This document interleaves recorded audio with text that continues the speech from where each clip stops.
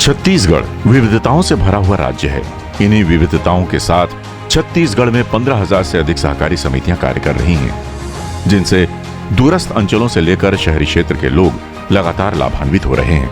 वर्ष 2018 में शासन द्वारा सरकार गठन पश्चात कृषकों की ऋण माफी का निर्णय लिया जाकर 13,47,000 कृषकों के 5,261 करोड़ रुपए के सहकारी ऋण माफ किए गए। ऋण माफी किए जाने से ऐसे कृषक जो वर्षों से डिफॉल्टर हो जाने के कारण ऋण नहीं ले पा रहे थे, वे भी सुगमता से ऋण प्राप्त कर रहे हैं। प्रदेश के कृषकों को सहकारी समितियों और बैंकों के माध्यम से 5 लाख रुपए तक की सीमा के ब्याज मुक्त अल्पकालिक कृषि ऋण उपलब्ध कराए जा रहे हैं। वर्ष 2021-22 में 13 लाख कृषकों को 5,419 करोड़ रुपए के ऋण वितरण किए गए। विगत 5 वर्षों में ऋण वितरण में 2 गुना वृद्धि हुई है। इसी क्रम में मछली पालन और लाख पालन को भी कृषि का दर्जा देते हुए ब्याज मुक्त ऋण का प्रावधान किया गया है। उद्यानिकी फसलों, गौ पालन के लिए रियायती दरों पर ऋण दिलाए जाने की व्यवस्था की गई है। प्रदेश में सहकारी बैंकों द्वारा 16,88,000 किसानों को क्रेडिट कार्ड जारी किए जा चुके हैं। सहकारिता के विस्तार और किसानों की सुविधा को दृष्टिगत रखते हुए पिछले 50 वर्षों से संचालित 1,333 प्राथमिक कृषि साख सहकारी समितियों का पहली बार पुनर्गठन किया जाकर 725 नवीन समितियां गठित की गई हैं। नवीन समितियों को राज्य शासन की सहायता से गोदाम सह कार्यालय बनाने के लिए 25,56,000 रुपए प्रति समिति के मान से कुल 185 करोड़ की नवीन योजना स्वीकृत की गई है, जिसमें राज्य सरकार द्वारा 75% अनुदान दिया जा रहा है। छत्तीसगढ़ राज्य देश में गोबर खरीदी करने वाला पहला राज्य है। गोधन न्याय योजना जुलाई 2020 से प्रारंभ की गई है।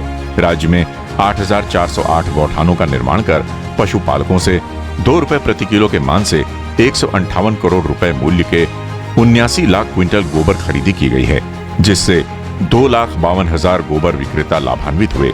गौठानों में ही वर्मी कंपोस्ट खाद बनाकर किसानों को वितरण किया जा रहा है, जिससे जमीन की उर्वरा शक्ति बढ़ने के साथ जैविक खेती को बढ़ावा मिल रहा है।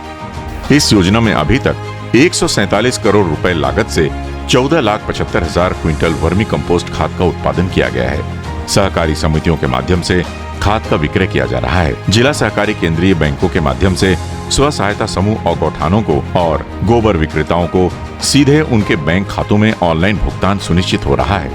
प्रदेश की 2,058 प्राथमिक साख सहकारी समितियों के माध्यम से 2,292 खाद्य विक्रय केंद्रों के द्वारा राज्य के कृषकों को रासायनिक खाद का विक्रय किया जा रहा है। समिति में खाद की उपलब्धता से बाजार भाव भी नियंत्रण में रहते हैं। कोविड-19 की विषम परिस्थितियों में भी सुगमता से किसानों को खाद, बीज का वितरण किया गया। छत्तीसगढ़ राज्य में वर्ष 2020 में राजीव गांधी किसान न्याय योजना प्रारंभ की गई, जिसका उद्देश्य किसानों को समृद्ध बनाए जाने हेतु खरीफ में बोई जाने वाली सभी फसलों के लिए 9,000 रुपए प्रति एकड़ के मान से राशि दी जा रही है। धान के स्थान पर अन्य फसल लेने पर 10,000 रुपए प्रति एकड़ और धान के स्थान पर वृक्षारोपण करने पर 3 वर्ष तक प्रति एकड़ 10,000 रुपए की सहायता राशि दी जा रही है।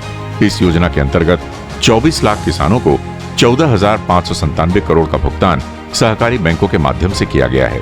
छत्तीसगढ़ राज्य की मुख्य फसल धान है। प्रदेश में छत्तीसगढ़ मार्कफेड एवं प्राथमिक कृषि साख सहकारी समितियों द्वारा धान का उपार्जन किया जाता है। धान उपार्जन केंद्रों में पूर्णतः कंप्यूटरीकृत ऑनलाइन धान खरीदी की व्यवस्था की गई है। वर्ष 2021-22 में 21,77,000 किसानों से 19,038 करोड़ की लागत से 98 लाख मीट्रिक टन धान खरीदी की गई है। विगत 5 वर्षों में धान खरीदी में 2 गुना वृद्धि हुई है। सहकारी बैंकों द्वारा PFMS के माध्यम से 72 घंटों के अंदर भुगतान सुनिश्चित किया जा रहा है। धान उपार्जन से प्रति वर्ष 2 लाख से अधिक श्रमिकों को रोजगार भी उपलब्ध हो रहा है। छत्तीसगढ़ राज्य में भारत सरकार द्वारा निर्धारित न्यूनतम समर्थन मूल्य पर 38 लघु वनोपज खरीदने की व्यवस्था प्राथमिक लघु वनोपज सहकारी समितियों के माध्यम से की जा रही है। इसके अतिरिक्त 27 अन्य लघु वनोपज को भी राज्य सरकार द्वारा खरीदी की व्यवस्था की गई है। सरकार के इस निर्णय से सभी प्रकार की लघु वनोपज के मूल्यों में वृद्धि होने से संग्राहकों को सही मूल्य प्राप्त हो रहा है और इससे दूरस्थ अंचलों के जनजाति के हितग्राही लाभान्वित हो रहे हैं। वर्ष 2021-22 में 119 करोड़ की लघु वनोपज की खरीदी वनोपज सहकारी संघ द्वारा की गई है।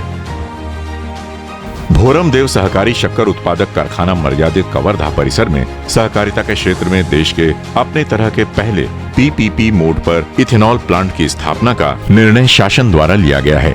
अनुबंधकर्ता द्वारा 80 KLPD इथेनॉल प्लांट मोलेसिस या गन्ना रस या शक्कर सिरप आधारित संयंत्र, जिसकी अनुमानित लागत 125 करोड़ रुपए है, कमर्शियल उत्पादन का लक्ष्य जनवरी 2023 रखा गया है। इथेनॉल संयंत्र की स्थापना से क्षेत्र में प्रत्यक्ष और अप्रत्यक्ष रोजगार के अवसर उत्पन्न होंगे। इस प्लांट के संचालन से सहकारी शक्कर कारखाने को लाइसेंस फीस के रूप में प्रतिवर्ष 9 करोड़ 22 लाख रुपए प्राप्त होंगे, जिसका लाभ किसानों को मिलेगा। तो गन्ना डालें जब से खेती सबसे 300-400 कुंटल 400 कुंटल तक के आए है। हम गन्ना बेचा था कारखाना से, गुड़ फैक्ट्री में बेचा था तो हमला कोई फायदा नहीं। एथेनॉल बना थे उमा देबो तो हमला ज़्यादा ये है फायदा।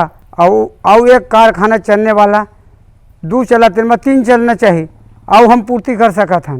अब वो एथेनॉल में जैसे चालू हो गए तब पूरा खेती में डालबो तो हमला और फायदा है और गांव विकास बढ़ी। प्रदेश में स्थित 4 सहकारी शक्कर कारखानों द्वारा पेराई वर्ष 2021-22 में गन्ना कृषकों से 9,59,000 मीट्रिक टन गन्ना खरीदकर 1,11,000 मीट्रिक टन शक्कर का उत्पादन किया गया है।